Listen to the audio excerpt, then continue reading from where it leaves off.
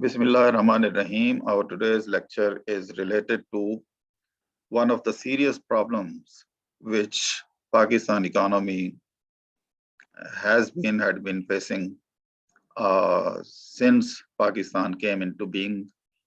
That is the deficit. So, what is budget deficit?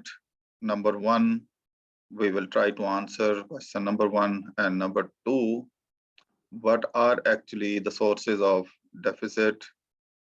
And number three, what possible measures government had been taking to control budget deficit. And the other deficits, generally it is known as the twin deficit, external deficit as well as internal deficit. These have been the serious issues for the economy of Pakistan. इसके अलावा हम ये discuss करेंगे कि what efforts government is engaged with in order to curtail this budget deficit, or in order to control the rising expenditures, or in order to enhance the revenue. So first of all, what is deficit? Budget deficit means, first of all, what is budget? Budget is actually a financial statement of incomes and expenditures. So basically a statement which gives us detail about the revenue sources of the government when we are talking about the government. And it also mentions in detail what will be the revenue sources. So how these revenues which are collected will be spent on different heads: development expenditure in terms of development expenditures, and in terms of non-development expenditures or the government current expenditures. तो इसको budget कहते हैं. And what is deficit? Deficit is the situation when our expenditures or the government expenditures exceed the government revenue sources, be it the non-tax source or the tax source. So combining them together, when the revenues fall short of our the required expenditures or the expenditure requirements. तो deficit उस वक्त होगा when the expenditure exceed revenues. तो इसको हम budget deficit कहते हैं. एक टर्म यूज होती है जिसको हम कहते हैं ट्विंस डेफिसिट. तो ये ट्विंस डेफिसिट क्या चीज है? Actually, there are two types of deficits which an economy encounters. Number one, internal deficit, जिसको हम budget deficit भी कहते हैं. जब आपके लोकल एक्सपेंडिचर्स जो हैं वो इतने ज्यादा हो जाए कि आपकी जो रेवेन्यूज हैं वो उनको मीट नहीं कर पाती, तो this is known as internal deficit. External deficit दूसरी साइड पे, this is the situation which is directly related with the transactions of a country with rest of the world. तो अब इसमें डेफिसिट कब अराइज होता है? There are two major sources of cash flows on the external front. Number one, exports, जिसको हम कहते हैं credit transactions, because they bring in money. So exports जो हैं, they are the sources of cash inflows to the economy. And this cash flow is, when we are undertaking international level transactions, the cash flows are in terms of internationally acceptable currencies such as US dollar, can be some other internationally acceptable currency. For example, one of the leading internationally acceptable currencies is US dollar, another one is euro. So these are on the top. मैंने notes भी कुछ आपके साथ share किए हैं, आपने देखे होंगे. उसमें ये ग्राफ बना हुआ है कि what are actually the reserves maintained in the global economies in terms of US dollar, in terms of foreign currency reserves of euro and the other internationally acceptable currencies. तो वो 5-6 मेजर करेंसीज हैं जिनके बारे में एक pie chart मैंने आपके साथ ऑलरेडी शेयर किया हुआ है, आप उसको देख सकते हैं. तो coming back to the point, the twins deficit उस वक्त होता है जब आप एक्सपोर्ट्स की अर्निंग कम कर रहे हों और इंपोर्ट एक्सपेंडिचर्स आपके बहुत ज्यादा हों। तो ये उस वक्त होता है, यानी जब आपके cash inflows in terms of foreign currency वो कम हो and cash outflows in terms of foreign currency वो ज्यादा हो, यानी आउटफ्लोज ज्यादा हो और इनफ्लोज कम हो। इसको हम कहते हैं एक्सटर्नल डेफिसिट। और इंटरनल डेफिसिट जैसे मैंने पहले बताया कि जब आपके लोकल एक्सपेंडिचर्स बहुत ज्यादा हों और लोकल सोर्सेज से यानी डोमेस्टिक इकोनॉमी से हमारे रेवेन्यू सोर्सेज कम हों। तो इस वक्त जो अलार्मिंग सिचुएशन है जिसकी वजह से ये हमने इसको टेकअप किया है और ये पाकिस्तान जब से बना है इस क्राइसिस को फेस करता आ रहा है, because we ended up you know with increased expenditures, but we always faced a revenue constraint. So keeping in view this constraint, अब current situation पाकिस्तान की ये है कि government has not clearly announced, but the discussions in the government offices, the Planning Commission, Ministry of Finance, their minutes show that Pakistan is going to face around 4.3 trillion Pakistani rupees deficit. This is a huge amount. 4.3 trillion is a big amount. If you go through the budget which was announced on 11th of June 2021, तो उसमें अगर आप देखें तो ये deficit कोई बहुत ज्यादा नहीं रखा गया था। हमारा जो रेवेन्यू टारगेट था जिसको अब हमने रिवाइज किया है, तकरीबन कोई अब हमारा जो टारगेट रखा गया वो 6.1 ट्रिलियन का हमने ये रेवेन्यू टारगेट रखा है। जैसे जैसे हम आगे बढ़ेंगे मैं फर्दर डिटेल भी आपको बताऊंगा। तो this rising 4.3 trillion deficit is alarming. ये वेरीफाइड एक फिगर है जिसको मैंने आप एक्सप्रेस ट्रिब्यून ने भी ये खबर शाया की है, but the details are not given. There is another source, let me share with you, जिसकी वजह से ये मैंने लेक्चर फिर सारा बनाया। वो ये है, बिजनेस रिकॉर्डर ने, द न्यूज और द एक्सप्रेस ट्रिब्यून, इन्होंने ये खबर ब्रेक की। खासतौर पर एक्सप्रेस ट्रिब्यून ने तकरीबन कोई 10 दिन पहले ये खबर ब्रेक की है। तो इसलिए ये सारा डाटा मुझे इकट्ठा करना पड़ा and I am sharing with you in the form of A lecture. इसको हम डिफरेंट पार्ट्स में हम करेंगे। तो ये बैकग्राउंड है जिसकी वजह से ये लेक्चर है। अब हम इसकी डिटेल की तरफ आते हैं कि डिटेल फैक्ट्स हैं क्या जिसकी वजह से ये डेफिसिट है। तो 4.3 trillion, which makes 8% of the GDP as per the old base. Old base हमारा क्या था, जो 2015-16 जो नया बेस डिसाइड हुआ, इससे पहले 2006, 2005, 2006 जो था ये हमारा ओल्ड बेस था। उसकी बेस पे अगर हम देखें तो ये 8% बनता है, लेकिन अगर न्यू बेस पे जाएं तो 5.8% है। बेस क्या होता है? बेस एक एक रेफरेंस ईयर होता है जिसको, यानी ईयर जिसकी इकोनॉमिक एक्टिविटीज को हम एज ए रेफरेंस पॉइंट लेते हैं and then in the subsequent periods या उससे पिछले पीरियड्स को भी हम उस साल की परफॉर्मेंस से कंपेयर करते हैं, उसके नंबर से हम कंपेयर करते हैं।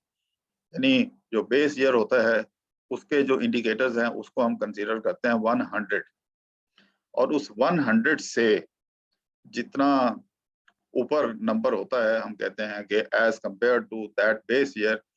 फॉर एग्जांपल अगर बेस 100 है और सब्सिक्वेंट पीरियड का जो इंडिकेटर है जीडीपी का वो 105 शो कर रहा है, तो हम कहते हैं कि 5% ग्रोथ हुई है as compare to the base year. तो ये थोड़ा सा बेस के बारे में मैं आपको, क्योंकि आपने ये स्टैट्स में भी पढ़ा होगा, मैं किसी दिन आपको ये भी सिखाऊंगा कि अगर जो हमारा डाटा है 10 साल के बाद हम बेस चेंज करते हैं, तो ये डाटा में जो चेंजेस आती हैं, अगर हमने एनालिसिस करना हो तो जाहिर है कि ये डिफरेंट बेसिस के ऊपर तो एनालिसिस जो है वो ठीक नहीं होता। फॉर एग्जांपल, हर 10 साल के बाद जब बेस चेंज हो जाता है, तो फिर आप उस एक बेस ईयर को तो रेफरेंस पॉइंट ले सकते हैं फॉर द सब्सिक्वेंट पीरियड्स, लेकिन उसके पीछे जो इंडिकेटर्स हैं वो तो 10 साल पहले के बेस के ऊपर है, फिर उससे पिछले जो 10 साल के इंडिकेटर्स हैं वो उससे 10 साल पहले के बेस है। तो इस तरह से ये कंपैरिजन एक डिफरेंट बेसिस के ऊपर करना ये एडवाइजेबल नहीं होता। इसलिए जो एक्सपर्ट्स हैं वो पूरे डाटा को एक कॉमन बेस पे कन्वर्ट करते हैं। मैं आपके साथ किसी लेक्चर में ये शेयर करूंगा कि ये कॉमन बेस पे कन्वर्ट करने का तरीका क्या है। ये आमतौर पे स्टैट्स जो पढ़ाते हैं उनकी जिम्मेदारी होती है। I don't know whether you have learn this और नॉट। आप ऑनेस्टली मुझे बताएं कोई एक आप में से कि have you learned how to convert the data on a common base, यानी अगर 3 बेसिस पे 30 साल का 30 इयर्स का डाटा है और उसको एक बेस पे कन्वर्ट करना है। अगर आपने सीखा हुआ है तो फिर तो मैं नहीं इस पे टाइम लगाऊंगा, तो ये आप प्लीज मुझे जरूर बताइएगा। तो we were talking about the fact and figure. तो तकरीबन हमारा 8% ऑफ द जीडीपी है, यानी 8% ऑफ द जीडीपी का मतलब ये है कि अगर 56 ट्रिलियन की हमारी इकोनॉमी है या जीडीपी है, तो 8% ऑफ 56 जो होगा, that is going to be the deficit. तो दिस डेफिसिट इज 380 बिलियन, ये जो कैलकुलेशन में अभी आपको बता रहा था, 318 billion higher than the target which was set in the budget presented in June 2021।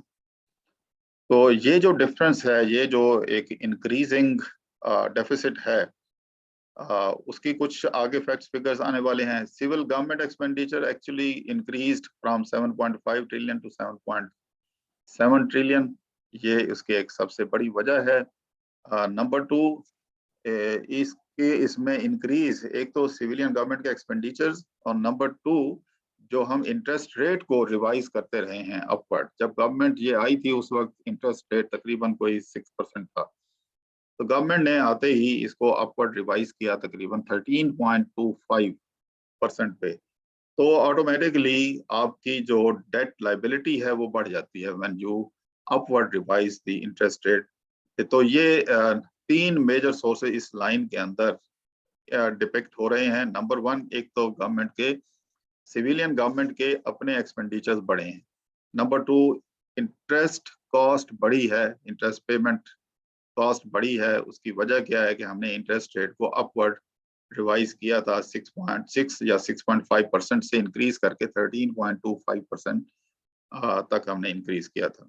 And number 3, हमने कोई पिछले 3 साल में या तकरीबन 2 साल से ज्यादा का अरसा हो गया है, State Bank of Pakistan government of Pakistan को लोन नहीं देता, जिसकी वजह से गवर्नमेंट इज कंपेल्ड और force to borrow from the private sources, यानी कमर्शियल बैंक्स, जो कि जनरली बहुत एक्सपेंसिव होता है। उसकी वजह से भी गवर्नमेंट के एक्सपेंडिचर्स बढ़ रहे हैं। इसके अलावा कुछ और सोर्सेज हैं, कुछ और फैक्ट्स फिगर्स हैं जिसकी वजह से हमारे ये एक्सपेंडिचर्स बढ़े हैं। Increase spending on the PM relief package, ये जो गवर्नमेंट ने रिलीफ पैकेज प्राइम मिनिस्टर ने अनाउंस किया है तकरीबन 121 बिलियन उस पे, और इसको मजीद तकरीबन कोई 8 पॉइंट, यानी will further raise expenditures to 8.5 trillion, जिसको मजीद कोई 8.5 ट्रिलियन तक ले जाने का टारगेट है, जिसकी वजह से फिर फर्दर एक्सपेंडिचर्स बढ़ जाएंगे। तो ये एक यानी ये जो हम 4.3 ट्रिलियन का डेफिसिट कह रहे हैं, तो हमारा जो टोटल एक्सपेंडिचर है वो 8.5 ट्रिलियन तक चला जाएगा। और जबकि हमने रेवेन्यू टारगेट जो रखा हुआ है, रेवेन्यू टारगेट हमारा कोई 6.1 ट्रिलियन तक का है। तो ये एक huge expenditure is in the ऑफिंग। Overall जो प्राइमरी बजट डेफिसिट है वो तकरीबन 665 बिलियन रुपीस है, against the commitment which was made to the IMF, जब हमने ये उनके साथ कमिटमेंट की थी IMF के साथ, when we were debating for the next installment of $1 billion, तो हमने कमिटमेंट की थी कि हम जो प्राइमरी हमारा बजट है वो डेफिसिट से हम उसको निकाल के सरप्लस की तरफ लेके आएंगे, अराउंड 25 बिलियन रुपीस तक का सरप्लस हम जनरेट करेंगे। लेकिन अभी तक के जो इंडिकेटर्स हैं वो बता रहे हैं कि हमारा ये जो प्राइमरी डेफिसिट है वो इतना है। प्राइमरी डेफिसिट क्या होता है कि जब आप इंटरेस्ट पेमेंट और बाकी एक्सपेंडिचर्स निकाल के जो एक्सपेंडिचर और रेवेन्यू के दरमियान जो बैलेंस है उसको प्राइमरी डेफिसिट या प्राइमरी सरप्लस कहते हैं। द नॉन टैक्स रेवेन्यू जो है, non tax revenue will be 428 billion, यानी 21% लेस। यानी हमने जो टारगेट रखा था उस टारगेट से ये जो है ये कम होगा। और टारगेट हमने कितना रखा था? टारगेट वाज 2.1 ट्रिलियन का हमने नॉन टैक्स का रेवेन्यू टारगेट रखा था, और टैक्स से जो रेवेन्यू कलेक्शन होनी थी उस तकरीबन 6 ट्रिलियन रुपीस से ज्यादा की हमने वो करनी थी, और नॉन टैक्स से 2.1 ट्रिलियन की हमने करनी थी। तो ये तकरीबन कोई 8 ट्रिलियन से ज्यादा का हमने टारगेट रखा हुआ था in order to balance our budget. तो अब ये सूरत हाल है। Now the question is how to cover this deficit, sources to cover this deficit. तो इनमें ये government sources of borrowing generally include the market loans, bonds, external debt वगैरह। ये 3-4 मेजर सोर्सेज हैं जिससे गवर्नमेंट बोरो करती है। ऑब्वियसली जब भी हमारा डेफिसिट बढ़ता है तो बिल्कुल एक इंडिविजुअल फैमिली, हाउस होल्ड या एक इंडिविजुअल कंज्यूमर या पर्सन के पैटर्न पे गवर्नमेंट बोरो करती है। तो एक इंडिविजुअल के डेफिसिट की अगर हम बात करें, फॉर एग्जांपल अगर हम स्टूडेंट्स की बात करें, तो स्टूडेंट को अगर पॉकेट मनी मिलती है 10,000 rupees per month, but they go on buying different food items, goods and services from different sources, जो कि 20,000 बन जाता है।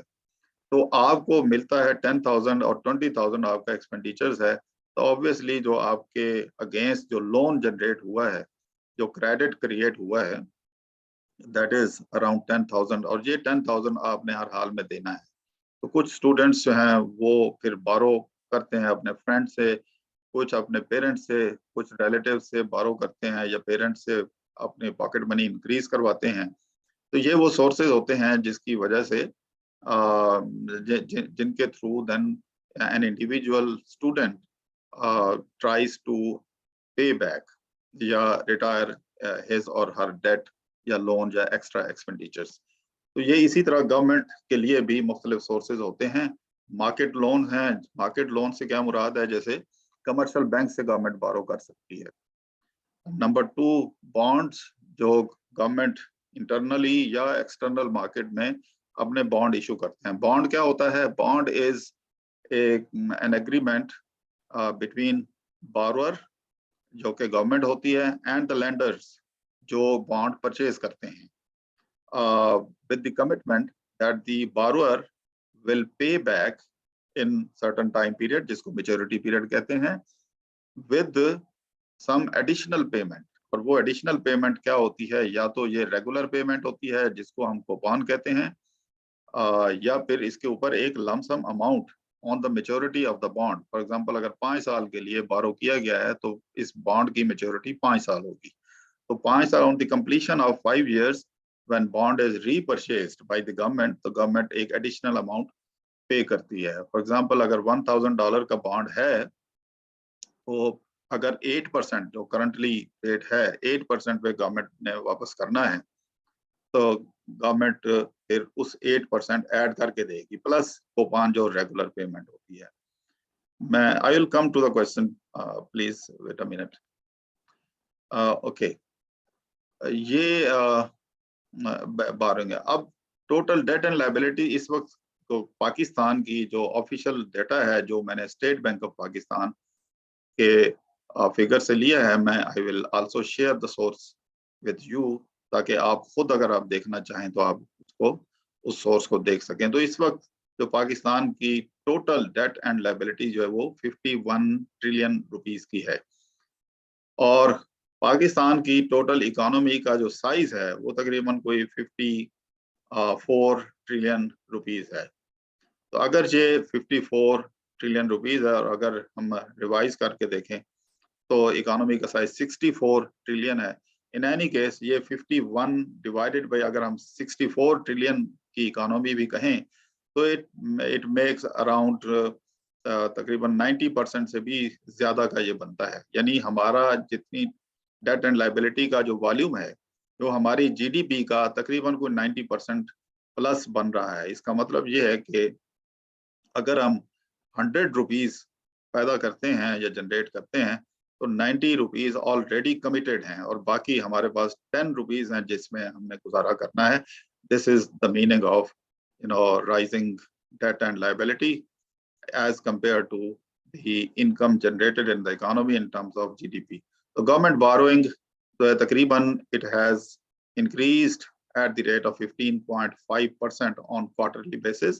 सेंट्रल गवर्नमेंट की जो टोटल बोरोइंग है वो तकरीबन 837 बिलियन रुपीस है, जिसमें इंटरनल बोरोइंग वो 664 बिलियन और एक्सटर्नल बोरोइंग 172 बिलियन। तो एक्सटर्नल बोरोइंग जाहिर है कि वो डॉलर में होती हैं, then we convert it to Pakistani rupees. तो government has already imposed 360 billion rupees in the form of mini budget. जो गवर्नमेंट ने मिनी बजट पेश किया था कोई एक डेढ़ दो महीने पहले, उसमें ऑलरेडी एडिशनल टैक्सेस लगाए हैं। इसके अलावा इंपोर्ट ड्यूटी गवर्नमेंट ने इम्पोज की है, जिसकी वजह से फेडरल ब्यूरो ऑफ रेवेन्यू को एडिशनल रेवेन्यू कलेक्ट हो रही है। तकरीबन कोई 55% of the revenue is collected through the custom duties and the import duties. इसके अलावा गवर्नमेंट ने अपने एक्सपेंडिचर्स को पूरा करने के लिए जो डेवलपमेंट बजट रखा था उसको कर्टेल किया है। तो हमारा जो डेवलपमेंट बजट है जो फेडरल लेवल पे इट वाज 900 ट्रिलियन, यानी गवर्नमेंट ने एक साल के अंदर जो बड़े बड़े डेवलपमेंट के प्रोजेक्ट्स करने थे उनकी वैल्यू 900 ट्रिलियन थी, जिसको कम करके कुछ 700 बिलियन तक, सॉरी ये 700 बिलियन से मैं आई विल रीचेक, मेरा ख्याल है ये ट्रिलियन होना चाहिए, 700 ट्रिलियन तक ये, ओके आई विल काउंट, आगे भी नंबर आएगा इसको हम करेक्शन करेंगे, ये ट्रिलियन बिलियन का कोई फर्क है। तो तकरीबन इतना। तो government will get additional question of 102 billion with the revision of the base year को जब गवर्नमेंट ने रिवाइज किया है तो उसकी वजह से जो साइज ऑफ जीडीपी है वो it is expected to be now 64 trillion. I think this should be billion, it is not trillion, ये जो है it is billion, it is not trillion. तो इसी तरह ये भी ये बिलियन है, इट इज नॉट ट्रिलियन।